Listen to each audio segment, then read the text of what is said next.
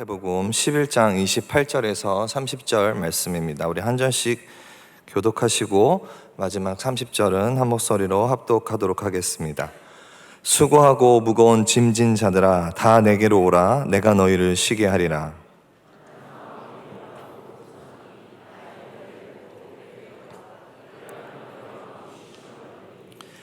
이는 내 멍에는 쉽고 내 짐은 가벼움이라 하시니라.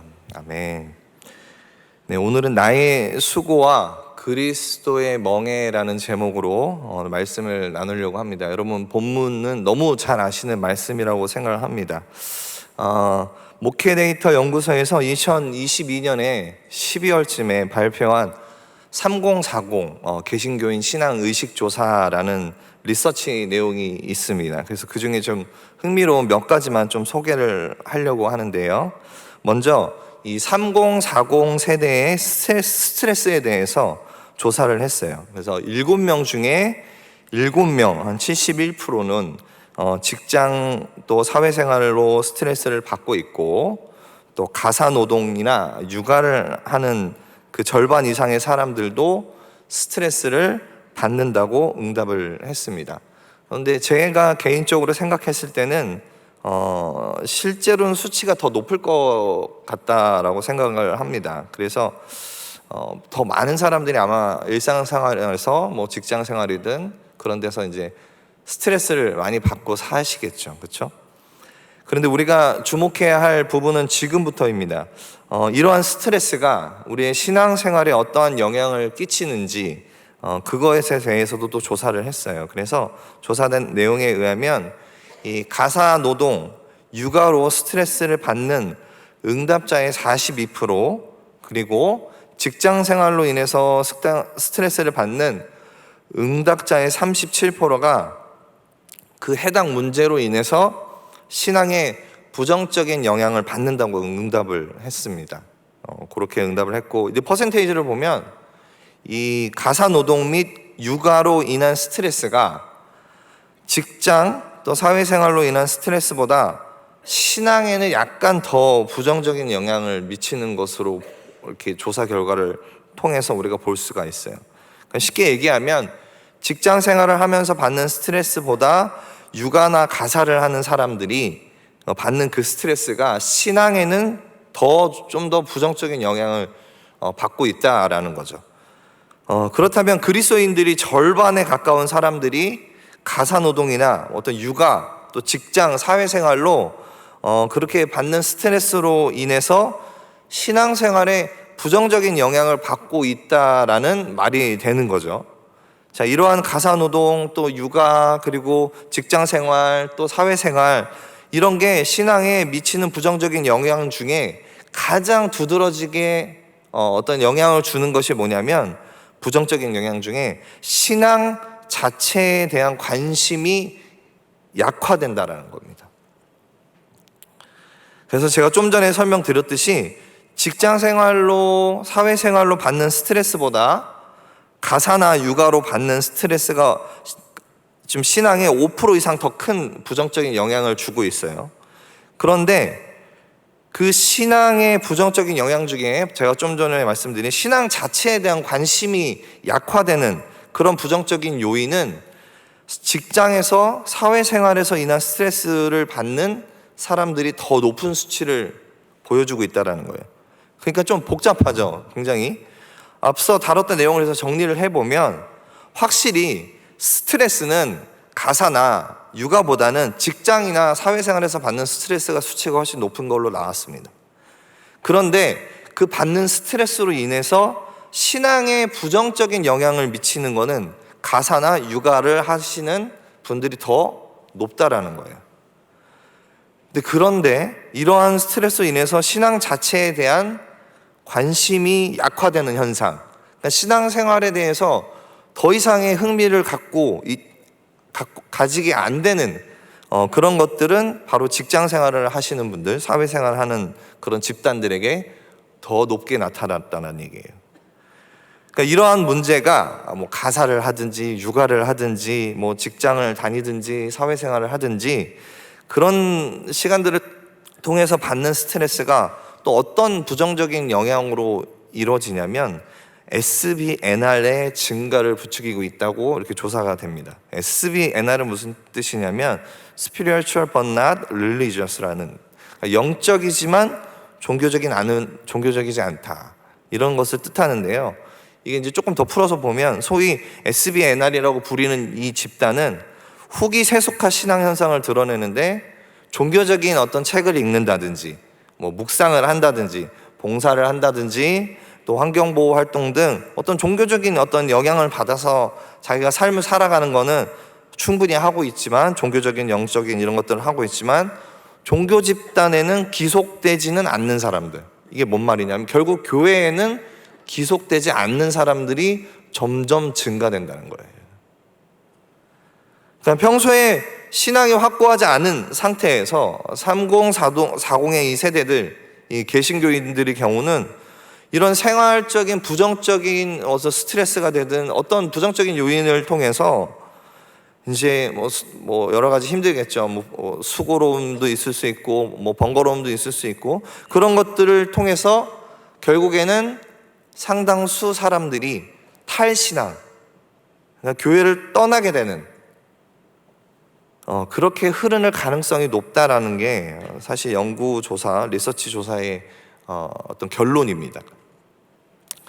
자, 이런 가사유가 우리가 직장 생활하면서 받는 스트레스, 사회생활로 인해서 받는 스트레스, 정신적인 스트레스가 될 수도 있고요, 육체적인 피로가 될 수도 있고요, 삶의 수고로움이 분명히 우리 신앙에 부정적인 영향을 주고 있다는 사실이 현대를 살아가는 그리스도인들의 현실이라는 것을 부인할 수가 없습니다. 우리가 삶을 살아가면서 굉장히 많은 스트레스를 받고 살잖아요. 저도 지금 여기 올라왔지만 굉장히 많은 스트레스를 받고 있습니다. 네. 원래 사실 지난주에 하모니 캠프를 다녀왔어요. 그래서 하모니 캠프 리뷰 영상을 제가 열심히 만들었습니다. 한 주 동안. 그래서 오늘 광고 전에 틀어주기로 했는데 안 나온 거예요. 그래서 거기서부터 마음이 지금 스트레스를 받고 여길 단에 올라와서 마음이 너무 어려운 겁니다, 지금. 그러니까 인간은 이렇게 살면서 의도치 않게 계속해서 스트레스를 받고 삽니다. 영향을 받아요. 이렇게 인간의 연약함들, 인생의 고단함들을 누구보다 잘 아시고 그 문제를, 동일한 문제를 경험한 한 예수님이셨던, 인간이셨던 예수님이 오늘 우리에게 이러한 말씀을 하시는 거예요. 수고하고 무거운 짐진 자들아, 다 내게로 오라. 내가 너희를 쉬게 하리라. 여러분, 이 말씀에 응답하시면서 살고 계십니까? 한 분도 주님께 나아가는 분이 없으세요? 자, 우리가 너무나 잘 알고 있는 말씀입니다. 그렇죠? 너무나도 우리에게 위로가 되고 또 우리에게 힘이 되는 말씀이에요. 그런데 이 말씀을 온전히 이해하기 위해서 오늘 본문인 29절과 30절의 말씀을 보고 우리가 그 말씀들도 함께 읽고 그 뜻을 풀어가면서 말씀을 이해해야 우리가 그렇게 은혜 받은 28절의 말씀도 올바르게 깨달을 수 있다는 거예요. 자, 저를 비롯해서 많은 그리스도인들이 28절을 잘 기억하고 있지만 29절이나 30절의 말씀의 내용은 사실 잘 기억을 하지 못해요. 아마도 이유를 보면은 29절에 30절의 내용이 딱히 기억하고 싶지 않은 내용이기 때문이에요. 29절을 보니까 나의 멍에를 메고 라는 표현이 있습니다. 예수님께서 방금 전까지는 다 내게로 와, 내가 쉬게 해줄게 라고 말씀을 하셔놓고 뒤에 가서 갑자기 자 이제 나의 멍에를 매 라고 하시니까 앞뒤가 안 맞는 말 같기도 하고 자꾸 멍에를 매라고 하시니까 아마도 우리에겐 부담이 돼서 28절의 말씀만 좀 기억을 하고 있는 게 아닌가라고 생각을 합니다. 자, 우리 삶의 고단함과 수고로움은 너무나 자명한 사실이죠. 부정할 수 없습니다. 그러한 수고로움과 고단함으로 인해서 우리의 신앙에도 부정적인 영향을 받고 그 영향은 결국 탈신앙, 교회를 떠나는 것까지 이어지는 안타까운 우리의 현실을 우리는 경험하고 있고 맞이하고 있어요. 자, 그러한 인생들에게 오늘 예수님의 말씀을 통해서 주님이 예비하신 그 말씀의 은혜가 우리 가운데 임하게 될 줄 또 간절히 믿고 소망합니다. 그래서 오늘 본문의 말씀을 저는 세 가지 어떤 질문이라고 볼 수도 있고 관점이라고도 볼 수 있어요. 그래서 세 가지 관점으로 좀 말씀을 살펴보기 원하는데, 첫 번째가 우리의 수고와 무거운 짐은 무엇인가? 그리고 두 번째가 우리에게 쉼을 주시는 예수님은 어떠한 분이신가? 셋째, 우리는 어떻게 쉼을 얻을 수 있는가라는 이 관점에서 우리가 말씀을 살펴보기 원하는데, 이 질문들이나 이 관점은 오늘 본문 안에 다 답이 담겨져 있습니다. 그래서 첫 번째, 우리의 수고와 무거운 짐은 무엇인가? 우선 본문에서 말하는 수고와 무거운 짐을 그냥 문자적 텍스트적으로 한번 해석을 해보면, 수고하고로 번역된 코피온테스는 노동의 결과로 육체적으로 피곤하고 지치다라는 뜻도 있고, 또 감정적으로 용기를 잃고 낙담하다라는 뜻을 가지고 있어요. 그러니까 모든 인간은 이런 수고에서 아무도 자유로울 수 없습니다. 여러분 한 주간 삶을 살면서 어떤 육체적인 피로도 경험을 했고 감정적인 어떤 피로도 다 경험을 하셨을 거예요. 근데 단지 이런 것들만 우리를 수고롭고 힘들게 할까요? 여러분의 삶을 한번 생각해 보시면 세속적인 관심, 뭐 또 육체적인 욕망이나 물질에 대한 어떤 끊임없는 욕망들, 또 명예로 인한 어떤 공허함들, 또 권력을 갖고자 하는 이런 마음 가운데 생기는 고독함들, 인간의 이러한 욕망과 죄성은 우리를 굉장히 수고롭고 지치게 만듭니다. 여러분에게 무거운 짐은 어떤 의미인가요? 문자적으로 헬라어 포르티조라는 말에서 파생된 이 무거운 짐이라는 것은 결국 누군가에 의해 무거운 짐이 지어진 자들이라는 뜻을 갖고 있어요. 누군가에 의해서. 자, 예수님, 이 말씀을 전하신 예수님 당시의 그 시절을 생각해 보면, 그 당시는 바리새인과 서기관들이 요구했던 뭔가 이 종교적으로 엄청난 규율과 그들이 지켜야 할 관행들, 이런 것들은 이스라엘 백성들에게 굉장히 엄청난 무게로 다가왔습니다.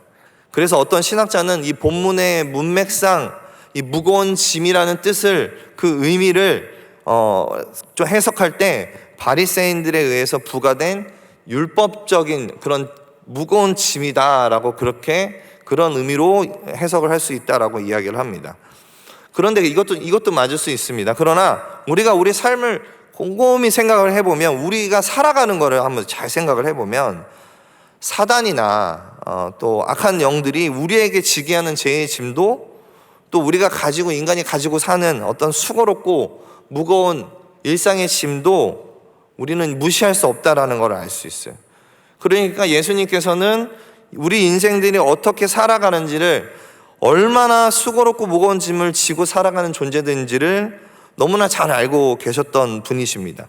그래서 우리들 가운데 늘 삶의 힘겨운 현장에서 노출되고, 또 여러분 각종 업무와 여러분들이 받는 스트레스와 또 그로 인해서 육체적인 고단함이 있습니다. 그리고 또 여기에도 어린 자녀를 키우는 부모님들은 또 육아의 고단함이 있어요. 정신적으로도 고단하고 또 육체적으로도 고단함이 있죠. 또 우리 모두는 사람들과의 관계 안에서 굉장히 복잡하고 미묘한 감정 안에서 굉장히 지쳐가고 있습니다. 생각지도 못한 상황들이 우리 가운데 맞닥뜨리고요. 그로 인해서 수고롭고 무거운 짐을 지고 살아가는 것이 우리 바로 인생의 존재라는 거예요. 아무도 이 무거운 짐에선 자유로울 수 없습니다. 그렇죠? 나는 수고롭고 무거운 짐을 전혀 지고 살지 않습니다 라고 하시는 분이 있다면 저에게 오셔서 그 비법을 좀 가르쳐 주시면 좋을 것 같습니다. 나는 조금 마음이 항상 오픈돼 있고 내 마음은 항상 긍정적이어서 별로 스트레스 안 받아요, 이러신 분도 있을 수 있습니다. 그러나 단지 그냥 정신적인 것뿐만이 아니라 우리의 인생의 모든 수고로운 짐은, 또 무거운 짐은 우리 육신이 될 수도 있고, 그렇죠? 수많은 것들로 우리에게 다가오기 때문에 그것에 자유로운 사람은 아무도 없다라는 거예요. 제가 갖고 있는 책 중에 이 기독교 웹툰 작가인 김초롱 작가란 분이 자기가 본인이 한 1년 동안 공황장애를 지나고 나서 이렇게 쓰신 책이 있어요. 그래서 제가 그 책을 갖고 있는데 잠시 멈추고 숨을 쉬어도 돼라는 책입니다. 그래서 거기에 보면 자기 자신의 어떤 힘든 시절을 이렇게 막 글로 표현을 했어요. 그림이랑. 그래서 제가 이렇게 좀 보면서 인상 깊은 그 표현들을 조금 이렇게 가져와 봤습니다. 그래서 이런 표현들을 하더라고요. 오늘 하루도 내가 꿈꾸지 않은 모습으로 흘러간다. 내가 간절히 하고 싶은 것보다 해야만 하는 것으로 하루를 채운다. 정신을 차리고 보니 깊은 새벽이다. 그러다 앉아서 이불을 끌어안고 엉엉 울고 있다. 주님이 주시는 힘으로 승리하자 라고 많이 외쳤는데 다 알지만 난 그러지 못했. 그런 내가 너무 한심하고 밉다. 이런 내가 뭘 할 수 있을까라는 이런 고백을 이렇게 책에서 풀어냈더라고요. 여러분, 이러한 불안정하고 염려가 가득한 어떤 자의식의 문제는 단지 김초롱 이 작가만의 경험은 아닐 거라고 생각을 합니다. 우리 모두도 이러한 경험들 가운데서 살아가고 있고 또 앞으로 우리 인생에 언제 이러한 고백들이 담기는 그런 시절들을 맞이하게 될 줄을 아무도 모르는 거죠. 저도 개인적으로 미국에서 공부할 때 재정적인 어려움이 거의 항상 있었어요. 뭐 유학생이다 보니까. 근데 제가 버는 수입보다, 이제 학교를 다니면서 버는 수입보다 고정적으로 지출을 해야 하는 금액이 더 많았어요. 항상 매번. 그러니까 매달 어느 일정 이상의 금액은 항상 빚으로 계속 쌓이게 되는 거예요. 그래서 어느 순간부터는 그 빚이 나 스스로가 감당이 안 되는 수준으로 이르렀습니다. 그래서 그게 뭐 제 힘으로 어떻게 할 수 있는 부분이 아니니까 가급적 걱정은 안 하려고 그렇게 많이 노력을 했어요. 근데 밤에 자다가 한번 딱 깨면 가장 먼저 드는 생각이 그 재정적인 어려움이었어요. 그래서 숨이 턱 막히고 재정의 어려움을 생각하면 가슴이 너무 답답하고 한숨만 나오고, 그래서 한동안 잠이 깨고 나서 한두 시간 동안 그냥 답답한 마음과 어떤 그런 정신적인 스트레스를 받고 다시 잠들곤 했습니다. 아마 저뿐만 아니라 제 주변에도 직장 생활을 하시면서 하루하루가 그 매일매일의 출근길이 너무 두렵고 힘들고 또 고통스럽고 그렇게 느껴지고, 그리고 언제 이 끝날지 모르는 이 직장 생활의 무게에 눌려서 또 우울이라는 감정도 느끼고 걱정도 가지고 염려도 가지고 그러고 지내는 분들도 꽤 많습니다. 그리고 이 육아를 하면서 아주 어린 자녀들을 이제 키우는 부모님들, 아이들을 양육하면서 좀만 돌아서면 아이가 또 아파서 또 전심을 다해 또 돌봐야 되고, 너무나 사랑스러운 나의 자녀지만 그 육아를 통해서 오는 육체적인 피로감과 정신적인 어려움이 끝나지 않는 24시간을 계속해서 아이를 케어해야 되는 그런 어려움들과 수고로 무거운 짐을 지고 살아가는 부모들도 있습니다. 또 이런 경우들도 있죠. 남들은 다 본인을 부러워합니다. 좋은 직장 다닌다, 좋은 상황이다, 너가 하는 일은 너무 좋다, 너의 어떤 배경이나 이런 너의 상황 얼마나 좋냐. 근데 정작 본인은 그곳에서 감당해야 할 의무와 책임이 너무 수고롭고 너무 무거워서 그 자리에 있는 것만으로도 너무 괴롭게 살아가는 사람들도 있습니다. 그러니까 여러분, 이러한 삶의 무게들이 어느새 우리들의 마음을 병들게 하고요, 언젠가부터 우리의 일상과 우리의 삶과 우리의 신앙을 정상적으로 유지하기가 어려워지게끔 하는 그런 우리들을 발견할 때가 있어요. 그러면서 늘 우리는 생각을 하게 되죠. 언제쯤 이 수고가 끝날까? 언제쯤 이 무거운 짐이 나에게 덜어질까?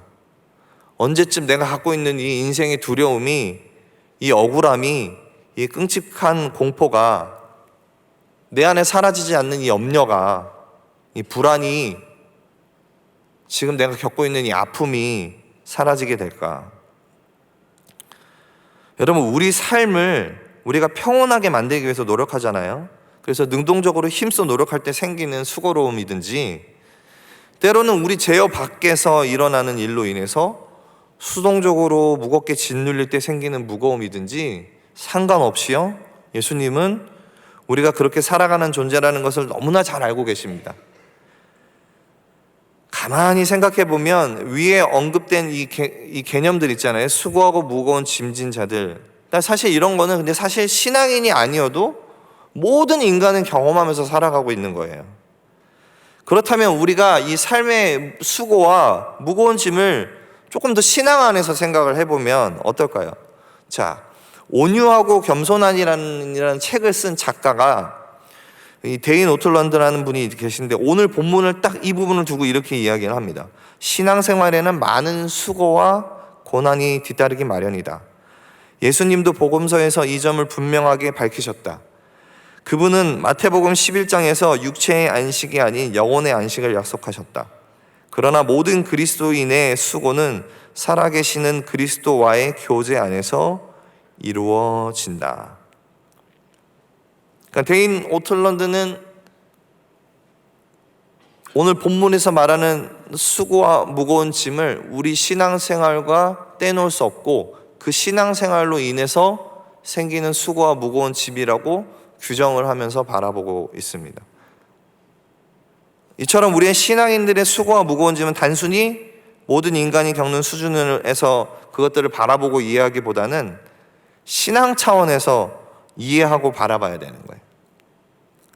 자, 저는 우리의 일상에서의 삶과 지금 이 말씀드리는 게 이 일상에서의 삶과 신앙에서의 삶에서의 어떤 수고로움을 이분법으로 분리해서 보자는 게 아닙니다. 본질적으로 보면 그리스도인들은 우리의 일상이 우리의 신앙이고요, 그렇죠? 우리의 신앙이 우리의 일상이 되어야 합니다. 이건 너무나 분명한 사실이죠. 자, 우리의 인생의 수고와 무거운 짐이 무엇인가? 라는 질문을 아주 정확한 답을 얻기 위해서는 사실은 오늘 본문 전체를 다 살펴보고 나머지 두 개의 관점, 우리에게 쉼을 주시는 예수님은 어떠한 분인가, 우리는 어떻게 쉼을 얻을 수 있는가의 그 의미들을 좀 자세하게 살펴볼 때, 진정한 수고로움과 무거운 짐이 무엇인지를 우리는 명확하게 이해할 수가 있는 겁니다. 그렇다면 이번에는 우리가 계속해서 보면 우리에게 쉼을 주시기 원하시는 예수님은 어떠한 분이신가를 좀 우리가 말씀을 보면서 살펴보기 원합니다. 그래서 둘째, 우리에게 쉼을 주시는 예수님은 어떠한 분이신가? 여러분, 사복음서를 보면 예수님에 대해서 굉장히 많은 것을 가르쳐 줍니다. 예수님의 탄생, 공생의 사역, 제자들, 예수님이 나타내신 이적들, 예수님이 다니셨던 장소들, 굉장히 예수님과 관련해서 다양하게 설명이 되어 있습니다. 그리고 구약 성경에 예언되었듯이 구원을 이루기 위해서 십자가의 모든 그 사역이 모든 그 말씀 안에 다 담겨져 있어요. 그래서 이 예수님을 알아가는데 사복음서를 읽으면 충분히 예수님이 어떠한 분인지를 아는 데는 큰 어려움이 없어요.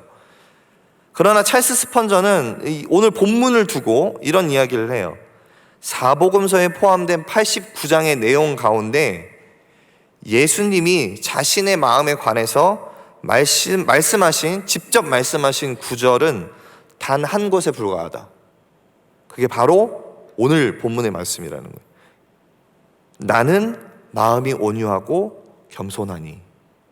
예수님이, 저도 찾아봤어요. 그래서 정말 찰스 스펄전의 말씀이 맞나.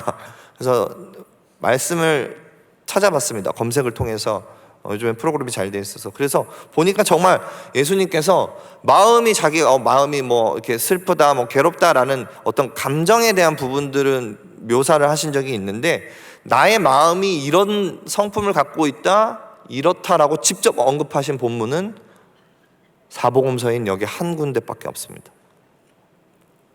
예수님이 여기에 언급한 마음, 이 마음은 그저 감정에 대해서 언급하고 있는 게 아니죠. 마음은 인간이 행하는 모든 것의 발원지라고 볼 수가 있습니다. 그래서 성경을 연구해 보면 그 마음이 어떤지를 알 수가 있는데요. 그래서 뭐 이름을 말해도 저도 잘 모르는 사람들인데 존 플라벨과 크로이그 트록셀이라는 분이 이렇게 마음을 성경을 토대로 정리를 했어요. 마음은 단지 우리의 존재의 일부가 아니라 존재의 중추다. 우리의 마음이 우리를 규정하고 인도한다. 자, 마음은 우리를 인간으로 만들며 우리의 모든 행위를 이끈다. 마음은 곧 우리의 실체다라고 이렇게 마음에 대해서 정리를 했습니다. 이 설명을 보듯이 마음은, 여러분들이 갖고 있는 마음은 그 존재 자체, 여러분의 그 존재 자체를 설명하는 것과 같다라는 의미예요. 그런 의미에서 예수님이 오늘 표현하신 것, 자신의 가장 깊은 동기를 부여하고 있는 그 마음, 곧 자기 자신의 그 실체를 말씀으로 드러내신 거죠. 다시 말하면 가장 자신의 어떤 깊은 내면을 말씀을 통해서 표현하신 거예요.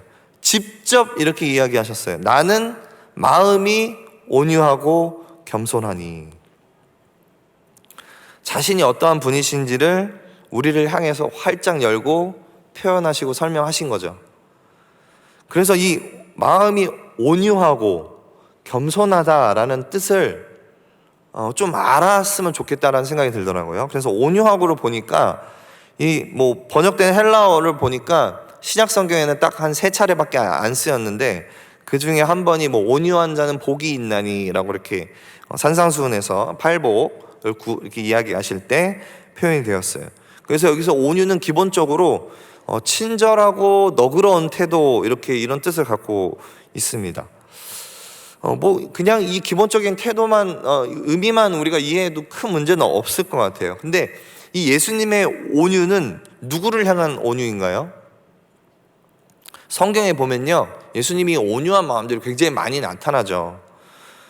병든 자들을 많이 고치셨죠. 고통에 있는 자들을 살피셨고, 또 그 온유한 마음을 가지고 많이 어려운 자들을 향해서 나타내셨습니다. 그래서인지 그 말씀을 볼 때면 반사적으로 예수님은 정말 이렇게 좋으신 분이구나, 온유한 분이시구나 라고 우리 이렇게 생각을 할 수가 있습니다. 근데 그 이야기를 볼 때면 우리는 어떠냐면 방금처럼 그냥 제3자의 위치에서 예수님의 온유한 마음을 이해할 때가 많다는 거예요. 근데 여러분, 지금 예수님이 오늘 말씀을 통해서 말씀하시는 거, 나는 마음이 온유하고의 이 온유는 다른 누군가를 위한 것이 아니라 바로 여기 앉아 계신 여러분, 나 자신을 향한 예수님의 그 고백이자 예수님의 그 마음이라는 걸 우리가 알아야 한다는 것이죠. 예수님이 나는 마음이 온유하다는 것은 누구에게 해당되는 이야기입니까? 나 자신에게 해당되는 이야기라는 거예요. 예수님은 지금도 넓은 마음으로 여러분을 향해서 온유한 마음으로 양팔을 벌려서 사랑하는 내 딸아, 아들아, 나의 온유한 마음은 바로 너를 향한 마음이란다 라고 이렇게 이야기하고 계신다라는 겁니다. 자, 지금 우리는 두 번째 대지를 살펴보고 있어요. 우리에게 쉼을 주시는 예수님은 어떠한 분이신가라는 관점에서 우리가 말씀을 보고 있습니다. 그래서 우리가 정말 여기서 기억해야 하고 믿어야 할 사실은, 우리에게 쉼을 주시는 예수님은 바로 나를 향한 온유한 마음을 가지고 계신 나의 예수님이라는 겁니다. 그러면서 한 가지 우리가 더 예수님께서 표현하신 마음, 그 마음을 드러내시는데 겸손하니라는 표현을 하시죠. 그 겸손은 보통 우리가 이해할 때 보면은 야고보서 4장 6절에도 이런 표현이 있는데, 하나님이 교만한 자를 물리치고 겸손한 자에게 은혜를 주신다고 하였느니라. 그래서 우리가 일반적으로 겸손의 그 의미를 생각할 때 나 자신을 좀 낮추는 어떤 미덕 차원에서의 행위로 우리가 보게 되죠. 그게 겸손이라고 여러분 다 알고 있잖아요. 근데 오늘 본문에서 말하는 이 헬라어, 이 신약성경에서 이 표현하는 이 헬라어는 그냥 단순히 미덕의 의미에서 사용되는 겸손이 아니라, 예수님이 말씀하신 얘기의 겸손하니는 어떤 처지를 이야기하는 거예요. 그래서 삶의 상황이나 빈궁이나 어떤 열악함을 이야기할 때 쓰는 겸손이라는 단어입니다. 예를 들어서 동일한 용어를 사용한 게 예수님을 임신한 마리아의 고백에서 이렇게 기록되어 있는데, 비천한 자를 높이신 하나님을 나타낼 때 자신을 비천한 자라고, 자신의 처지를 이야기할 때 나는 비천한 자라고 이렇게 이야기할 때 썼던 그 용어와 같은 용어를 사용했습니다. 그래서 이 용어는 보통 사회적으로 크게 중요하지 않은 사람들, 즉 사람들에게 환영받지 못하는 외면당하는 사람들을 가리킬 때 사용했던 단어예요. 왜 이런 단어를 예수님이 그 자신의 마음을 비유해서 설명하셨을까요?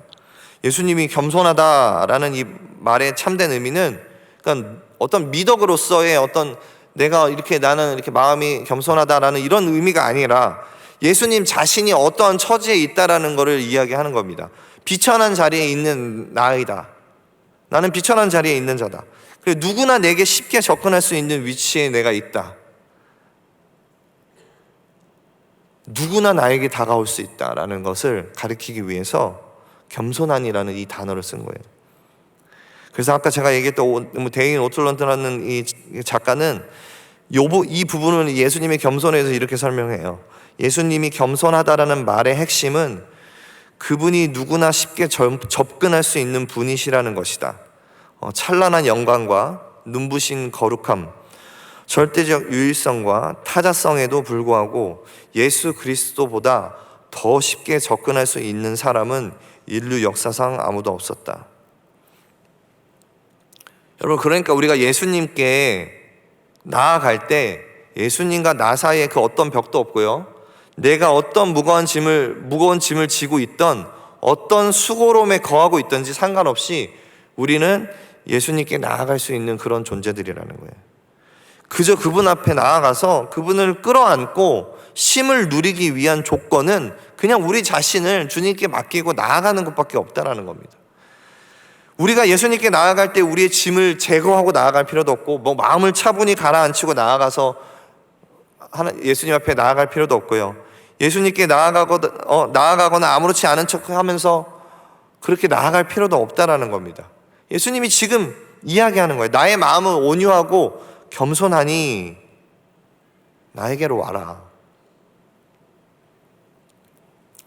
여러분, 우리에게 어떤 죄나 약점이나 어떤 불안이나 예수님을 향한 의심이 있을 수도 있고, 어떤 내 인생의 근심이나 실패가 있더라도 예수님은 그 온유한 마음으로 우리를 부드럽게 지금 감싸고 계신다라는 겁니다. 예수님의 겸손과 온유는 예수님이 가끔씩 어쩌다 한번 보여주는 그런 태도가 아니에요. 예수님의 온유는 그분의 본질이자 그분의 자체이자 그분의 마음의 핵심입니다. 이 본질은 자기 자녀를 향한 본질이고요, 이 태도는 결코 변하지 않는 예수님의 우리를 향한, 나를 향한 마음이라는 겁니다. 그래서 마음이 온유하신, 겸손하신 예수님이 지금 여러분을 향해서 말씀하고 계신 거예요. 수고하고 무거운 짐진 자들아, 다 내게로 오라. 내가 너희를 쉬게 하리라. 이제 마지막 관점을 생각해 보면, 그렇다면 우리는 어떻게 쉼을 얻을 수 있는가? 자, 28절을 보면 일단 우리가 쉼을 누리기 위해서, 예수님의 말씀하시는 그 쉼을 누리기 위해서는 내게로 오라라는 그 음성을 듣고 주님께 나아가야 합니다. 그렇죠? 그게 아마 첫 번째가 될 것 같아요. 그리고 우리의 마음을, 예수님은 자신의 마음을 나타내시는 그 겸손하고 온유한다는 그 마음을 우리가 또 믿는 것도 너무 중요하겠죠. 그러나 그 뒤에 나오는 말씀을 좀 기억해 보기 원하는데, 그 말씀이 바로 나의 멍에를 메고 내게 배우라. 그리하면 너희 마음이 쉼을 얻으리니 라고 이렇게 분명하게 그 방법에 대해서 이야기를 하고 있어요. 자, 여러분, 여기서 멍에는 뭔가요? 멍에는 영어로는 요크라 그러는데 원래 그 사전적인 의미는 이거예요. 멍에는 무거운 짐을 나르기 위해서 두 황소를 연결하는 어떤 나무로 된 구조물이에요. 그래서 제가 그림으로도 이렇게 좀 준비를 했는데 이게 멍에예요. 보통 멍에는 A라는 것이 B라는 것에 종속되는 것을 비유적으로 묘사할 때 성경에서 굉장히 많이 사용한 표현입니다. 멍에라는 단어가. 그리고 멍에라는 표현은 율법을 설명할 때도 유대교에서도 굉장히 이렇게 비유적으로 사용했던 흔한 표현이에요. 그래서 이런 표현을 이제 유대교에서 유대인들은 많이 사용을 합니다. 율법의 멍에를 두는 사람은 그에게서 나라의 멍에, 권력을 가진 사람들이 주는 고통을 벗게 할 것이지만, 율법의 멍에를 벗어버리는 사람은 그에게 나라의 멍에와 세속의 염려의 멍에가 주어지게 될 것이다. 여러분, 멍에라는 이제 단어를 대략 이제 살펴보고 있는데, 이게 딱 여러분에게 주는 의미가 어떻습니까? 느낌이 어때요? 사실 그렇게 달갑진 않죠. 쉽게 맬 수 있는 건가요? 부정적인 의미의 멍에의 의미가 사실 먼저 다가와요. 멍에를 진다? 사실 수고와 번거로움에 사는 인생에게 우리에게 또 멍에를 지운다? 쉽게 이해되지 않는 거죠. 근데 예수님은 내가 너희를 쉬게 하리라 라고 말씀하시면서 방금도 얘기했지만 뭔가 또 다른 멍에를, 새로운 짐을 매라고 하시는 것 같아요. 그러니까 이거는 마치 이런 거죠. 야, 내가 너 가방 들어줄게 하고 너는 내 가방 들어줘. 이런 거랑 다를 게 뭐가 있을까요? 그렇죠? 근데 예수님이 말씀하시는 멍에를 우리가 잘 모를 때는 충분히 이러한 오해가 생길 수 있을 것 같아요. 그래서 신학자 중에 제자도에 관련된 책을 좀 쓰신 분이 있는데, 마이클 월키슨이라는 분은 이 멍에를 설명할 때 제자도의 멍에라라고 이렇게 표현을 하더라고요. 그러니까 예수님이 우리에게 쉼을 얻을 수 있는 방법을 제시하잖아요. 멍에를 매라고. 그게 바로 제자도의 멍에. 그러니까 다시 말하면 예수 그리스도를 닮아가는 삶에 대한 헌신의 멍에를 이야기한다는 거예요. 그거를 너희들이 지어야 된다는 거예요. 예수 그리스도를 닮아가는 삶. 근데 사실 우리가 신앙의 삶을 생각해 보면 너무나 당연한 우리의 삶의 멍에라고도 볼 수 있는 거죠. 그렇죠? 자, 예수님이 쉼을 주겠다고 이 초대로부터 시작된 예수님의 이 멍에는 종교적인 어떤 규제와 또 인간이 갖고 있는 억압들, 피곤과 짐과는 다른 차원의 멍에인 거는 확실합니다. 자, 예수님의 멍에는 반드시 예수님이 말씀하셨어요. 쉼을 주신다고 약속을 하셨습니다. 그러면서 계속해서 그 멍에와 관련해서 예수님은 덧붙여서 설명하고 계세요. 그 다음에 나오는 말이 배우라라는 거예요. 자, 원래 동사의 원래 의미, 마음을 향하게 하다라는 의미를 갖고 있어요. 이 배우다라는 말이 마음을 향하게 하다라는 의미를 가진 이 단어에서 유래됐는데, 경험하다, 배우다, 이해하다 이런 기본적인 의미를 갖고 있어요. 그래서 그리스도에게서 배운다라는 거는 여러분 많이 들으셨겠죠. 이런 표현들. 단순히 지식적으로 가르침을 얻는데 그치는 게 아니라 우리의 삶을, 우리의 어떤 전인격적인 변화를 유발하면서 우리를 어떤 새로운 인격체, 점진적인 변화를 경험하게 하는 그런 배움을 이야기합니다. 그래서 그 결과가, 그렇게 배울 때 어떻게 되냐? 그 결과가 그리하면 너희 마음이 쉼을 얻게 된다라는 결론으로 이어지게 되는 거예요. 자, 아까도 마음에 대해서 얘기했잖아요. 예수님의 마음에 대해서 얘기할 때 마음은 단순히 그냥 어떤 우리의 생각을 담고 있는 것이 아니죠. 그래서 영적이고 지적이고 정서적이고 의지적인 전인격적인 것을 포괄하고 총체적인 것을 이야기하고 있는 거예요. 우리의 마음은. 그래서 온유와 겸손을 가지신 전인격적인 존재인 예수님께서 우리를 그 전인격적인 관계 안에서 우리를 그렇게 진정한 안식으로 인도하신다라는 거예요. 근데 그 인도하시는 방법이 어떻게 되는 거예요? 자신의 멍에를 메고, 예수님의 그 멍에를 메고 내게 와서 배우라라는 거예요. 그리고 그렇게 하면 쉼을 얻을 수 있는데, 그 30절에서 계속 보면은 그게 어떠한지를 또 한 번 더 예수님이 추가적으로 설명을 하세요. 그래서 30절에 보니까 이는 내 멍에는 쉽고 내 짐은 가벼움이라. 이렇게 해서 예수님의 멍에를, 예수님이 말씀하시는 그 멍에를 다시 한번 설명을 합니다. 짐에 대해서. 자, 이쯤 되면은 우리가 하나 확실한 거는, 우리는 예수 그리스도의 멍에를 매야 하는 거는 변함없는 사실입니다. 이건 부정할 수 없는 사실이죠.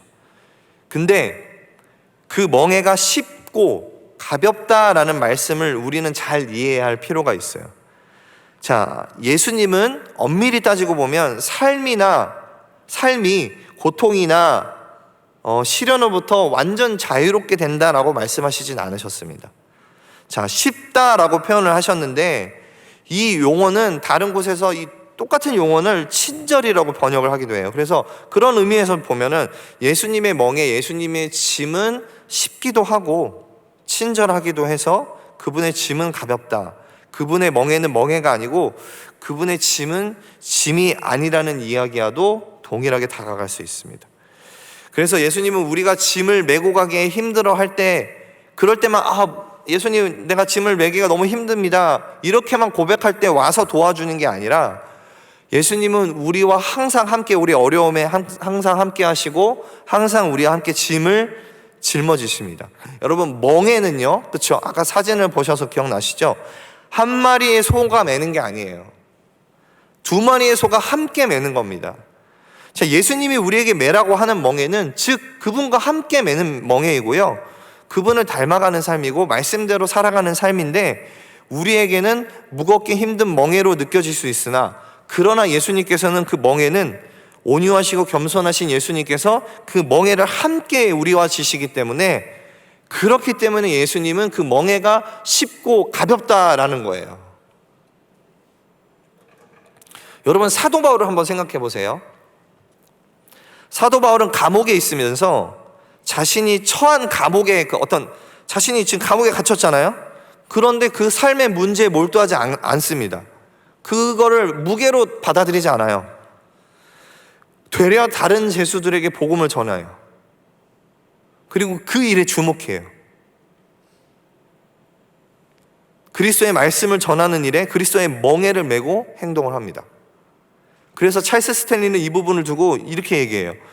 너무 신비하여서 우리의 이상으로는 도저히 이해할 수 없지만 바울은 하나님의 평강이 평범한 날이든 시련 가운데 있든 우리의 삶을 흔들림 없이 바라보게 만드는 근본 진리임을 알고 있었다라고 이렇게 평가를 합니다. 자, 그리스도의 멍에는 쉽고 가볍다라는 그 말씀의 신비를 알고 살아갔던, 경험하고 살아갔던 사도 바울에게 예수님의 말, 그냥 그분을 그대로 따라가는 삶, 주님을 닮아가는 것, 주님을 쫓아가는 삶이 사도 바울에게는 쉽고 가벼웠다는 얘기예요. 자, 여러분, 이전에는 무겁게 어렵게 느껴졌던 일이라 할지라도 이제는 그 멍에는 더 이상의 내 삶의 수고가 아니라 그리스도의 멍에로 변화되어져야 되고, 그리고 그 멍에가 우리 삶 가운데 쉽고 가볍게 이끌어 가실 분이 바로 예수 그리스도가 나와 함께 하신다는 사실을 여러분 믿으시기 바랍니다. 여러분, 다시 한번 28절로 돌아가면 여러분에게 수고하고 무거운 짐이 무엇인가요? 그냥 단지 여러분의 삶이 예수님을 닮아가는 삶이 아니고 그냥 내가 주체가 되어서 그냥 내 삶을 내 욕망대로, 내 욕정대로, 내 욕심대로 내가 주체가 돼서 그냥 그렇게 살아갈 때 다가오는 수고와 무거운 짐을 여러분 지시겠습니까? 아니면 예수님의 멍에를 메고 예수님의 그 말씀을 배워서 그 예수님의 그 마음을 알아서 예수님이 함께 매는 그 멍에를 메고 그 쉽고 가벼운 멍에를 메고 살아가시겠습니까? 여러분, 예수님은 이러하기를 어떠한 조건도 걸지 않으셨어요. 우리의 있는 모습 그대로 우리의 모든 죄와 문제를 가지고 온 채 그분께 나와서 안식을 취하라고 합니다. 그러면서 세상 살아가는 것도 우리가 이렇게 생각할 수 있어요. 세상 살아가는 것도 너무 힘든데 이것만으로도 나한테는 너무 무거운 짐인데 거기다가 이렇게 신앙의 삶도 철저하게 살아가라 하고 제자도의 삶을 살아가라 하고, 현실적으로 우리 신앙생활하면서 그렇잖아요. 시간도 뺏기고요, 물질도 들고요, 에너지 소비도 들고, 또 신앙생활하다 보면 나는 좋은 마음으로 다가가는데 관계적인 어려움들도 있을 수 있습니다. 근데 그 멍에가 나한테는 너무 현실적으로 무겁게 느껴지고요, 힘들게 느껴져요. 근데 그게 어떻게 나한테 쉽고 가볍게 될 수 있단 말인가요? 아마 이런 반문을 할 수 있을 것 같기도 해요. 저도 그렇게 할 거라고 생각합니다. 누구나 아마 이런 생각을 할 수 있을 것 같아요. 자, 미국에 보면 보스턴 리뷰라는 매거진 출판사가 있어요. 이거는 그냥 종교랑 상관없습니다. 정치, 사회, 역사, 분석, 이 문학 비편 이런 것들을 다루는 잡지사이고 출판사입니다. 근데 거기서 그 출판사에서 다른 사람을 위해서 크게 희생한 사람들을 그러니까 다른 사람, 나랑 상관없는 다른 사람을 위해서 크게 희생한 사람들이 있잖아요. 사회적으로 보면 그런 사람들을 연구하고 책을 낸 라리사 맥파커라는 사람을 인터뷰했어요. 그 이제 보스턴 리뷰에서. 근데 그 라리사 맥파커라는 사람도 신앙인이 아니에요.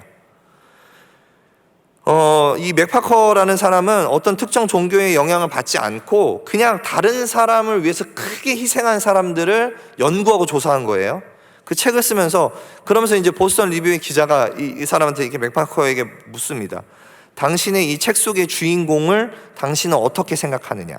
그러니까 다른 사람을 위해서 크게 희생한 사람, 이런 사람들 어떻게 생각하느냐라고 이렇게 묻자 맥파커는 굉장히 놀라운 얘기를 합니다. 맥파커는 신앙을 가진 사람들과 세속적인 사람들로 이걸 나눠요. 일단 그 사람들의 이 두 사람들이 차이가 시사하는 바가 아주 크다고 이야기를 해요. 그래서 그 사람이 이렇게 표현을 하는 걸 제가 이제 읽어 드릴 텐데 자막으로 나올 겁니다.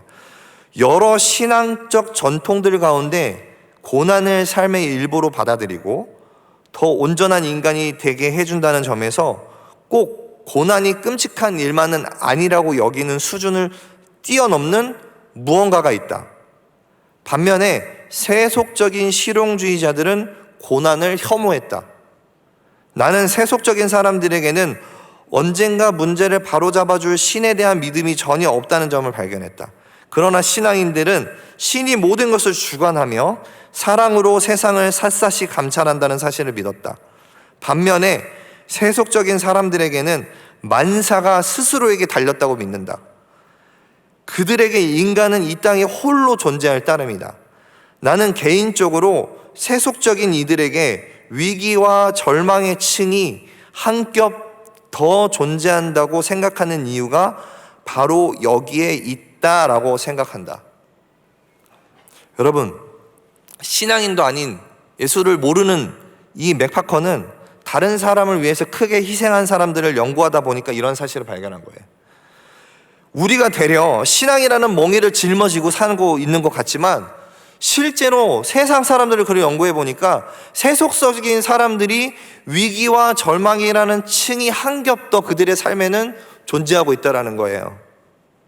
바로 그들에게는 하나님이 모르고 사는 사람들이 더 수고하고 무거운 짐이 그 멍에가 있다는 것을 맥파커는 하나님을 알지도 못하는데 발견한 겁니다.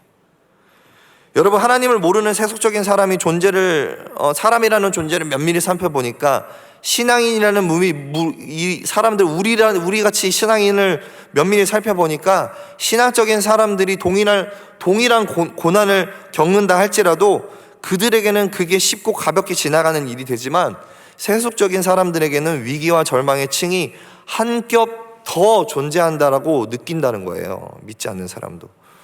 우리도 이렇게 생각하잖아요. 지금 내게 너무나도 버겁고 힘든 일들이 가득한 내 인생인데 지금 내가 하는 일도 벅차고 너무 힘든데 내가 일주일 내내 월요일부터 금요일, 월요일부터 토요일까지 사는 것도 너무 힘든데 여기에 내가 무슨 훈련을 받고 예배를 참석하고 내가 무슨 말씀을 묵상하고 봉사를 해서 신앙생활을 해서 열심히 해서 내가 무슨 쉼을 누리겠어.